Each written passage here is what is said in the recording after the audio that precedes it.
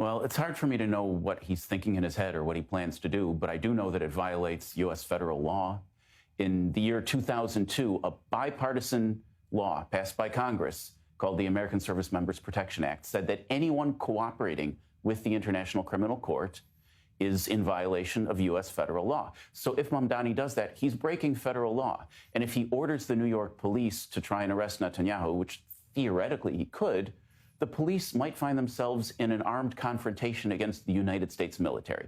I don't think that's likely to actually happen, but that's where the law would take us if he moved forward on this. Benjamin Netanyahu's office saying Mamdani is trying to distract from failed policies by exploring this potential arrest. But what an embarrassing scenario could play out if, in fact, he could get some kind of ludicrous effort, whether it's by the police or others, to embarrass the prime minister when he gets to New York. Well, I imagine it would be particularly embarrassing for Mamdani because it would be an impotent gesture. It just wouldn't work. Either the police, the New York police, wouldn't do it because the federal government would speak to them, or they would attempt to do it and they would come face to face with the United States military.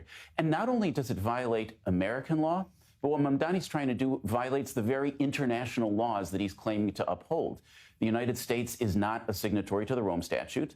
And not only that, the Rome Statute itself says that when someone's a visiting head of state, this is Article 98 of the Rome Convention, if you're a head of state, the Vienna Accords and other related conventions say you can't arrest that person because heads of state need to be able to travel and speak to bodies like the United Nations.